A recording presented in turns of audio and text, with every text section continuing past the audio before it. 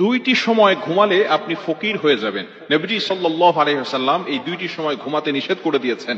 আমরা অনেক সময় এমন কিছু টাইমে ঘুমিয়ে থাকি যে সময় ঘুমাতে নবীজি সাল্লাল্লাহু আলাইহি ওয়াসাল্লাম নিষেধ করে দিয়েছেন। এই সময় যদি আমরা ঘুমিয়ে থাকি তাহলে আমাদের ঘর থেকে বরকত উঠে যাবে। এক নাম্বার হচ্ছে ফজরের পরে ঘুমানো, ফজরের নামাজের সময় ঘুমানো। নবীজি সাল্লাল্লাহু আলাইহি ওয়াসাল্লাম এই সময় ঘুমিয়ে থাকতে নিষেধ করে দিয়েছেন। ফজরের ব্যাপারে কিন্তু আল্লাহ তাআলা পবিত্র কোরআনুল কারীমের ভিতরে আয়াত নাযিল করে দিয়েছেন এবং ফজরের ব্যাপারে আল্লাহ তাআলা কসম করেছেন, ওয়াল ফজর ওয়া লায়ালিন আশর। আল্লাহ পাক রব্বুল আলামিন এই ফজরের ব্যাপারে কসম করেছেন। শুধু তাই নয়, এই সময় কিন্তু আসমান থেকে ফেরেশতারা রহমত নাযিল করেন এবং রিজিক নিয়ে প্রত্যেকটা ঘরে ঘরে পৌঁছে যান।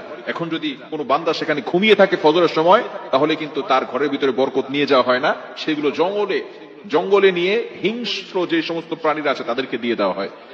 শুধু তাই নয়, বুখারী শরীফের হাদিস, নবীজি সাল্লাল্লাহু আলাইহি ওয়াসাল্লাম এই ফজরের ব্যাপারে যাতে করে বরকত হয় এই জন্য দোয়া করেছেন। তিনি দোয়া করেছেন, আল্লাহুম্মা বারিক লি উম্মতি ফি বুকুরিহা, আয় আল্লাহ আমার উম্মতের সকালটা বরকতময় করে দেন। আল্লাহ পাক রব্বুল আলামিন এই দোয়াটা কবুল করে নিয়েছেন। অনেকের ঘরে বরকত হয় না, এর কারণ হচ্ছে যে ফজরের সময় সে ঘুমিয়ে থাকে, যার কারণে তার ঘর থেকে দারিদ্রতা যায় না, দরিদ্রতা দূর হয় না, অভাব অনটন লেগেই থাকে।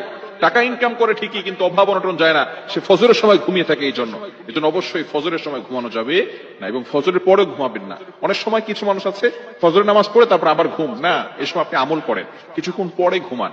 ইশরাকের নামাজ নবীজি সাল্লাল্লাহু আলাইহি ওয়াসাল্লাম পড়তেন, এই সময় একটু হাঁটাহাঁটি করেন। বিশেষ করে চিকিৎসা বিজ্ঞান বলছে এই সময় যদি আপনি হাঁটাহাঁটি করেন, এই ওয়েদারটা, আবহাওয়াটা যদি আপনার গায়ে লাগান, তাহলে রোগ প্রতিরোধ ক্ষমতা বাড়বে। এজন্য আর এই সময়টা হচ্ছে মুনাফিকের নিঃশ্বাস থেকে মুক্ত থাকে, যেহেতু মুনাফিকরা ফজরের নামাজ পড়তে আসে না। এজন্য আসুন আমরা ফজরের সময় ঘুমাবো না, রাসূলুল্লাহ সাল্লাল্লাহু আলাইহি ওয়াসাল্লাম এটা নিষেধ করে দিয়েছেন। দ্বিতীয় নাম্বার হচ্ছে মোস্ট ইম্পর্টেন্ট, মাগরিব থেকে নিয়ে এশা পর্যন্ত এই সময়টা আমরা ঘুমাবো না। তাহলে কিন্তু যদি কোনো ব্যক্তি ঘুমায় তাহলে সে দরিদ্র হয়ে যাবে, তার উপরে কিন্তু অভাব অনটন লেগেই থাকবে। নবীজি সাল্লাল্লাহু আলাইহি ওয়াসাল্লামের হাদিস এসেছে, যদি কোনো ব্যক্তি মাগরিবের নামাজের পরে ঘুমিয়ে যায়, আল্লাহ রাসূল সাল্লাল্লাহু আলাইহি ওয়াসাল্লাম তার উপরে লানত করেছেন। রাসূল সাল্লাল্লাহু আলাইহি ওয়াসাল্লাম মাগরিবের নামাজের পরে ঘুমাতেন না, কোন সাহাবী নামাজের পরে ঘুমাতেন না, ইশারের নামাজের পরে ঘুমাতেন। মাগরিবের নামাজের পরে ঘুমাবেন না। হ্যাঁ, যদি কোনো ব্যক্তি অসুস্থ থাকে, কোনো ব্যক্তি যদি সারাদিন সফর করেছে, সেটা ভিন্ন বিষয়। কিন্তু কিছু মানুষ অভ্যাসে পরিণত হয়ে গিয়েছে, মাগরিবের নামাজের পরে সে ঘুমিয়ে থাকে।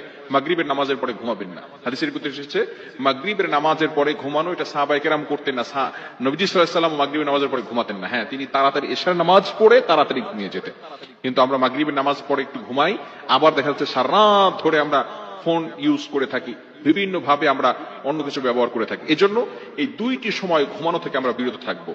দুইটি সময় যদি ঘুমাই তাহলে কিন্তু দরিদ্রতা চলে আসবে। এক নাম্বার হচ্ছে ফজরের সময় ঘুমানো যাবে না, ফজরের পরে ঘুমানো যাবে না।